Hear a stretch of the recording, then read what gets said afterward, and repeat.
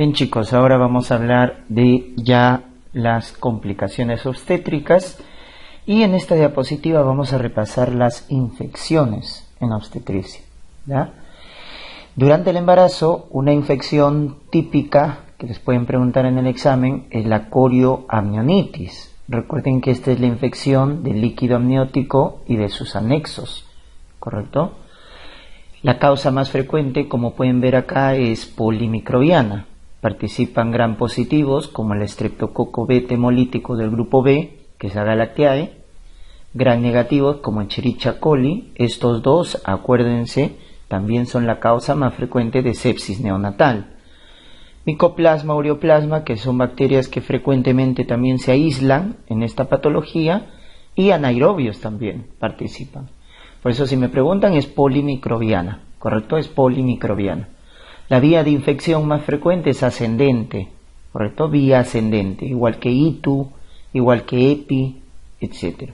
También puede ser hematógena o transparietal cuando se hace procedimientos como amniocentesis, pero la más frecuente es la vía ascendente.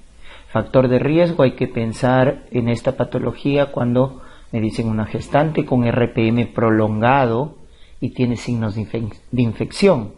Recuerden, el RPM prolongado es más de 18 horas. Parto pretérmino, un parto prolongado también. Recuerden que cuando un parto demora mucho hay más riesgo de infección para la mamá, ¿no? Tactos vaginales en exceso o una infección vaginal, ¿no? Una vaginosis, etc. Bien, entonces cuando tenemos este contexto, lo más clásico, un RPM prolongado en una gestante, pérdida de líquido, hay que buscar signos de infección. Y cuando tengo RPM con signos de infección, entonces hay que pensar en una corioamnionitis, ¿correcto? Entonces, si nos damos cuenta acá, los criterios de Gibbs, así se llaman, criterios de Gibbs, marcan los signos de infección. A la cabeza, fiebre materna en el tercer trimestre, ¿no? Una temperatura más de 38.5 ya nos hace sospechar de una infección en la gestante.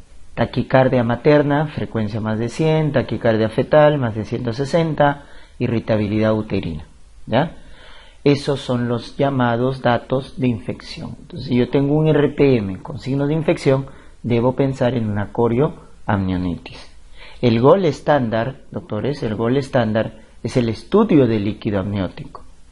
Puede haber otras alteraciones, como encontrar en el hemograma leucocitosis con desviación izquierda, encontrar un PCR elevado, etcétera, pero el gold estándar es el estudio del líquido amniótico. Como podemos ver acá, el gran ocultivo es positivo. Eso ya nos confirma la infección porque el líquido amniótico es estéril, recuerden, ¿ya? Entonces, esto ya nos confirma. Obviamente, la alteración también citoquímica o bioquímica en el líquido también nos habla de sospecha de infección, ¿no? Si la glucosa en líquido amniótico cae menos de 15 o los leucocitos más de 50, ya nos indica que hay también infección, ¿no? Similar a una meningitis. Si ustedes se recuerdan, en la meningitis también en el líquido cefalorraquídeo es un líquido estéril que cuando hay infección la glucosa se consume y los leucocitos aumentan, ¿no? Luego tenemos por acá la conducta terapéutica. Chicos, cuando se diagnostica una corioamnionitis, independientemente de la edad gestacional, yo debo pensar en terminar el embarazo. Esa es la conducta. Terminar la gestación lo más pronto posible, dentro de las 6 horas de realizado el diagnóstico. Si yo me demoro en terminar el embarazo mientras hay una infección, aumenta el riesgo de complicaciones. Y una grave para el feto es la parálisis cerebral, porque corioamnionitis está asociado a daño neurológico y parálisis cerebral. Por eso es importante que deben recordar que independientemente de la edad gestacional debemos terminar el embarazo, porque es peor, hay más complicaciones cuando mantenemos la gestación. Y el otro dato que deben tener en cuenta es que si he decidido terminar el embarazo en una corioamnionitis de forma inmediata, La vía de elección, la vía del parto de elección, es la vía vaginal, ¿correcto? Por lo tanto, vamos a inducir el trabajo de parto. Esa es la conducta, inducción del trabajo de parto. Esa es la primera vía del parto de elección. En caso no se pueda hacer, la inducción es fallida, hay contraindicaciones para hacer inducción, como por ejemplo sufrimiento fetal agudo, cirugía uterina, tiene antecedente miomectomía, 2 o más cesáreas, y no puedo inducir porque está contraindicado. En ese caso hacemos cesárea. ¿Ya? Cuando está contraindicado la vía vaginal, hacemos cesárea. Pero si no hay contraindicaciones, la conducta es inducción del trabajo de parto. Eso tienen que tener en claro. ¿Ya? La vía de elección es la vía vaginal. Obviamente su terapia antibiótica, ¿ya? Dosis única es suficiente con ampicilina y gentamicina, como sepsis neonatal, ampigenta. Muy bien. La otra infección frecuente en el embarazo, la más frecuente es esta, la infección de tracto urinario, que en el caso de la gestante no cambia, ¿ya chicos? Sigue siendo los bacilos gram negativos la causa más frecuente. O sea, estamos hablando de Escherichia coli. Escherichia coli, bacilos gram negativos, Klebsiella, Proteus, etcétera, son la causa más frecuente de ictus, ¿no? A la cabeza E. coli, ¿ya? Y dicho sea de paso, es la causa más frecuente de shock séptico en la gestante. Cuando te pregunten cuál es la causa más frecuente de sepsis en la gestante, es el foco urinario. Son los bacilos gram negativos, ¿ya chicos? Esta es la causa más frecuente de sepsis. Es muy importante por eso tratar. Si ustedes recuerdan, los factores fisiológicos, los cambios fisiológicos en la gestante aumentan el riesgo de infección, ya que la gestante tiene más éstasis urinaria. Recuerden que tenía reflujo vesicureteral, tenía glucosuria, tenía dilatación de uréter. Entonces todo eso condiciona que haya más éstasis y por lo tanto mayor riesgo de infección. Ojo, mayor riesgo de infección urinaria, no mayor prevalencia, ¿correcto? Entonces no es más prevalente ictus en gestante, sino que hay más riesgo.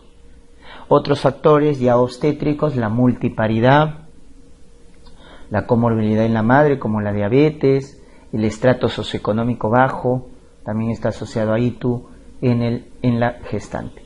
Y este es un concepto importante que les han preguntado, ¿no? Recuerden que lo amarillo es pregunta de examen en ENAM. Entonces, ¿se debe tratar la bacteriuria asintomática en la gestante? Verdadero, concepto elemental, ¿no es cierto? Toda bacteriuria asintomática en gestante hay que tratarla. ¿Por qué? Porque el 30% de las que no son tratadas evolucionan a pielonefritis. De frente, la bacteriuria asintomática se asocia a ictus alta, a pielonefritis. Entonces, cada 3 gestantes que no son tratadas en bacteriuria asintomática, una hace pielonefritis. Por eso hay que dar tratamiento, ¿ya? Ese es el concepto que deben recordar. Muy bien, la clínica es similar, ¿no? Una cistitis, que es una ictus baja, da disuria, tenesmo, poliaquiuria, ¿ya? Una pielonefritis, que es una ictus alta, da fiebre, dolor lumbar, PPL positivo, vómitos, etcétera, ¿no? Clínica entonces de ictus es la misma en la gestante, no hay diferencia, ¿correcto? O puede estar asintomática, ¿no es cierto? Pero su examen de orina, su cultivo, sale positivo. Entonces ahí hablamos de una bacteriuria asintomática, ¿ya? Entonces miren, el examen de orina sale con leucocitos elevados, más de 10 por campo, nitritos positivos, y eso nos habla de un examen de orina patológico que hay que pedirle a toda gestante en su primer control. Cuando hemos visto evaluación gestacional, hemos dicho, en su primer control le pedimos examen de orina y urocultivo a toda gestante en su primer control. El urocultivo significativo es más de 10 a la 5 unidades formadoras de colonia por mililitro, ¿no? Ese es el urocultivo estándar, ¿correcto? Ahora, si tiene síntomas, ya puedo considerar significativo cuando es más de 10 a la 3, cuando tiene síntomas. Si no, más de 10 a la 5, que es el estándar, ¿correcto? Entonces esto ya confirma la infección urinaria, el cultivo positivo, ¿ya? Eso ya confirma. Muy bien. Lo que frecuentemente también les preguntan en los exámenes es ¿qué antibióticos utilizo? En la gestante, chicos, los antibióticos más seguros son los beta-lactámicos, penicilina, cefalosporina, carbapenem, son los más seguros. Es por eso que vamos a utilizar. En caso de una bacteriuria asintomática o una cistitis, los más seguros son los beta-lactámicos, amoxicilina, cefalexina, cefuroxima, por vía oral, por 7 días, ¿no? Manejo ambulatorio, cuando es bacteriuria asintomática o cistitis, ¿no? Vía oral, manejo ambulatorio, por 7 días. El que también podemos utilizar es la nitrofurantoína. Es un buen antibiótico que tiene baja resistencia, esa es una ventaja, tiene baja resistencia. El problema es que está asociado a algunas reacciones adversas, ¿ya? Por eso los más seguros son los beta-lactámicos. En cambio, la nitrofurantoína, también llamada por ahí macrodantina, también les han preguntado si macrodantina se puede utilizar en la gestante, ¿no? El riesgo es que en el tercer trimestre, en algunos casos, está asociado a hemólisis en el feto, ¿ya? Y por ahí si te preguntaran por qué la nitrofurantoína produce hemólisis en el feto, recuerden porque si el feto tiene un defecto enzimático en el glóbulo rojo llamado déficit de glucosa 6-fosfato deshidrogenasa, la nitrofurantoína le puede causar hemólisis.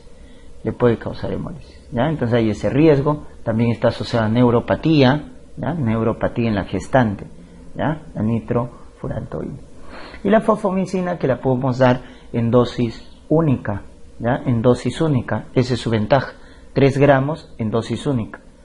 Entonces, de esa manera, acuérdate que la bacteriuria asintomática o la cistitis, entonces podemos tratarla con estos antibióticos, ¿ya? Los de elección, los beta-lactámicos, porque son los más seguros.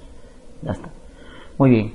En el caso ya de una pielonefritis, en estos casos ya los antibióticos que utilizamos son de más gama, una cefalosporina de tercera, ceftriaxona, ¿correcto? Ya la pielonefritis, recuerden acá, es necesario hospitalizar a la gestante, utilizar la vía endovenosa, por 10 a 14 días ya es el tratamiento más prolongado, y utilizamos cefalosporina de tercera, en este caso ceftriaxona, ¿no?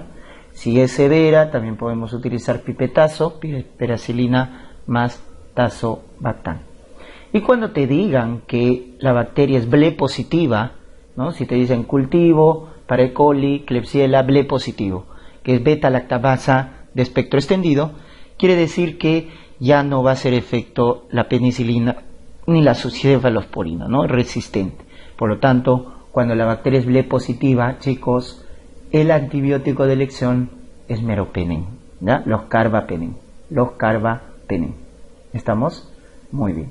Entonces, de esa manera hacemos el tratamiento de ITU en la gestante, ¿ya? Con estos antibióticos. Si te dicen quinolonas, tetraciclinas, ¿no es cierto?, están contraindicadas. Quinolonas, tetraciclinas, aminoglucósidos, también en la mayoría de los casos es preferible no utilizar.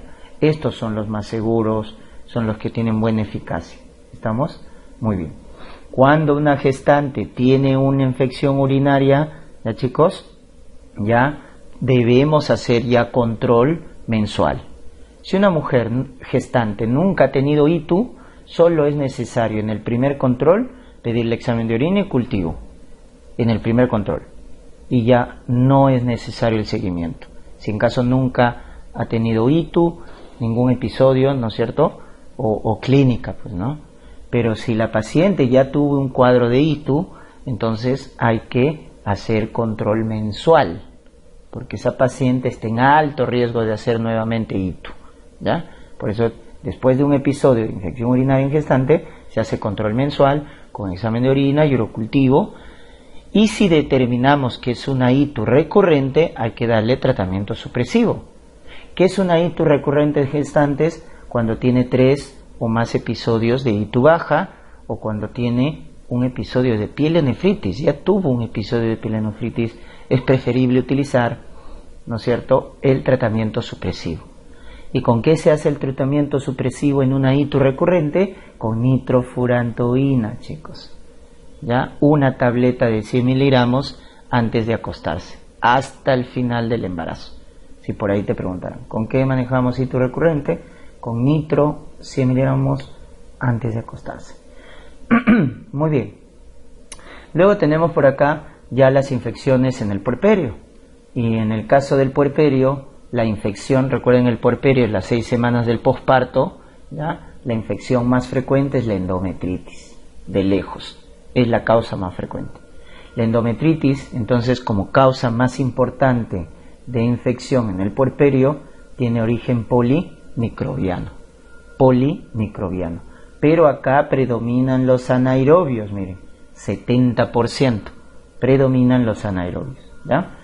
¿Cuáles son los factores de riesgo? Los factores de riesgo también, RPM prolongado, muchos tactos vaginales, pero el más importante es este de acá, la vía del parto.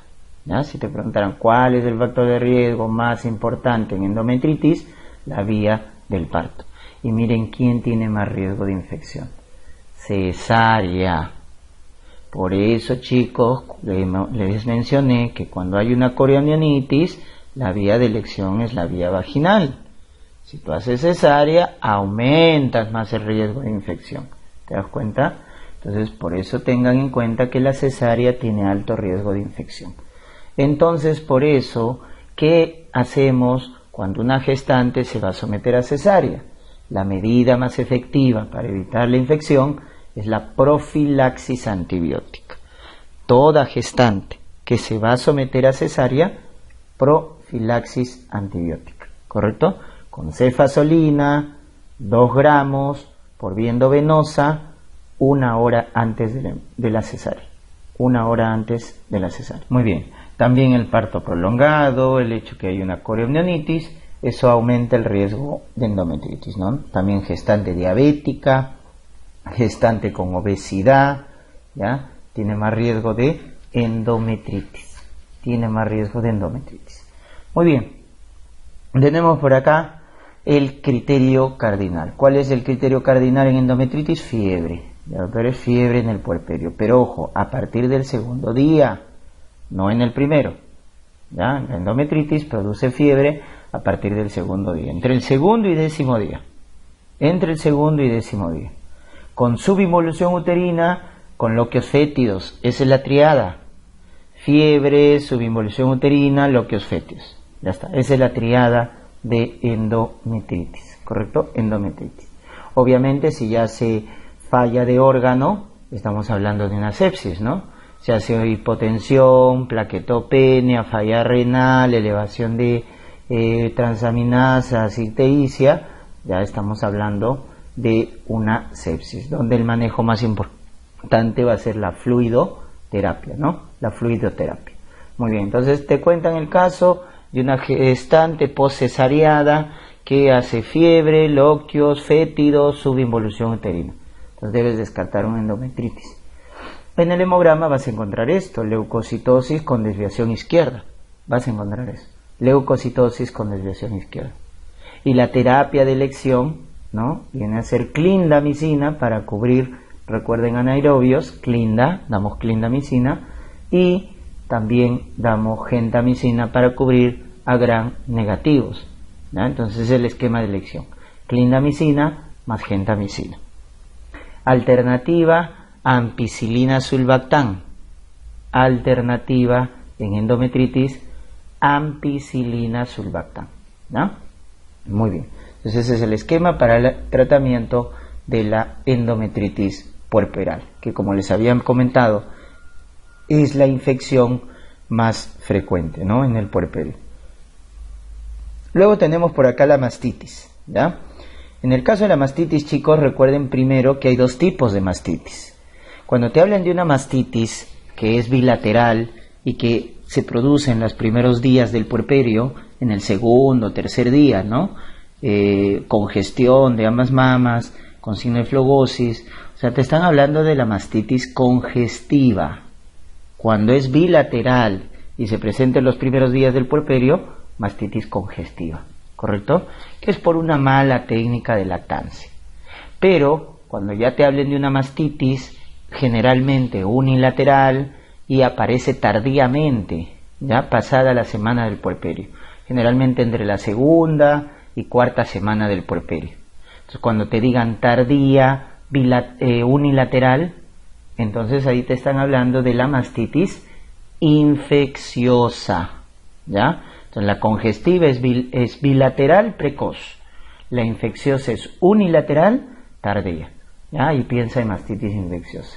Y también acá los agentes son varios, pero el que más se aísla, ahí está, en el 50% de los casos, la bacteria que más se aísla es el Staphylococcus aureus. ¿Bien, chicos? Staphylococcus aureus. Entonces, recuerden acá que esta bacteria le gusta infectar los anexos, ¿verdad? Y la glándula mamaria es un anexo, es una glándula. Por eso esta bacteria es la que causa más frecuentemente infección a nivel de la mama, ¿no? Produciendo una mastitis infecciosa.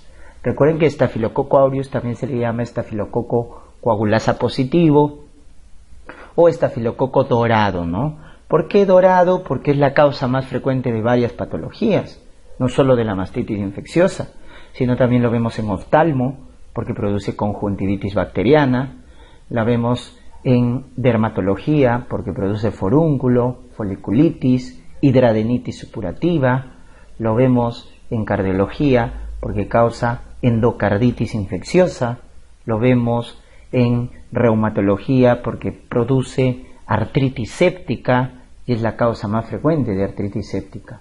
Entonces, osteomielitis en traumatología, etcétera. Por eso le llaman estafilococo dorado, ¿no? Estafilococo dorado. Entonces, recuérdate que a esta bacteria le gustan los anexos, las glándulas. Por eso es la causa más frecuente de mastitis infecciosa. Es la bacteria que más se aísla. Los criterios clínicos para pensar en mastitis es criterios infecciosos como la fiebre, ¿correcto? Que como les había mencionado, generalmente es tardía, entre la segunda y la cuarta semana del puerperio, con signos de flagosis en la glándula mamaria, ¿no? Como podemos ver ahí en la imagen, hay eritema, hay calor, hay rubor, hay dolor, ¿correcto? Signos de flagosis. Se puede palpar masas, lo cual nos habla de la formación de abscesos, que hay que drenarlos, ¿ya? Hay que drenarlos. Ahora bien, si también te preguntan la causa más frecuente de absceso puerperal en la glándula mamaria, la causa más frecuente es estafilococo, ¿ya? Staphylococcus aureus es la causa más frecuente de mastitis infecciosa y de absceso puerperal, Puede dar secreción purulenta, formación de ganglios, etcétera, ¿no? Muy bien. Si la paciente es de alto riesgo porque tiene comorbilidades, etcétera, ha sido hospitalizada, ¿no? Y hay antecedentes de drogoresistencia, entonces hospitalizamos la mastitis, ¿ya? Porque se puede complicar y mandamos a cultivo, ¿ya? Si una gestante se hospitaliza por una mastitis, hay que mandar a cultivo, ¿correcto? Para identificar a la bacteria específica causante de mastitis. Entonces se pide cultivo de secreción láctea. En ese cultivo de la secreción láctea vamos a ver el aumento de leucocitos, el aumento de bacterias, lo cual ya nos habla de una infección, ¿ya? De una infección. Entonces, cultivo de secreción láctea en los pacientes con mastitis que se van a hospitalizar. Si no, el manejo es ambulatorio, ¿ya? El manejo es ambulatorio. Ojo, cuando hay mastitis se puede continuar la lactancia materna, se debe mantener, no es una indicación para, ojo, muchas pacientes les van a preguntar, en caso de una mastitis, si deben cortar la lactancia. No, se debe mantener la lactancia materna, no hay ningún problema, ¿correcto? Y la terapia antibiótica de elección son amoxicilina, dicloxacilina también, porque tienen buena cobertura Staphylococcus aureus, ¿no? Amoxi, dicloxacilina cubren bien a Staphylococcus aureus. Si te dicen que la paciente es alérgica a la penicilina, clindamicina, cuando es alérgica a la penicilina, clindamicina. Y en caso la mastitis y esté produciendo sepsis, ya sepsis es una mastitis severa, hay que cubrir Staphylococcus aureus meticilino resistente. ¿Y con qué cubrimos a ese aureus meticilino resistente? Con vancomicina, ¿ya? Con vancomicina. Muy bien, chicos, entonces esas son las infecciones.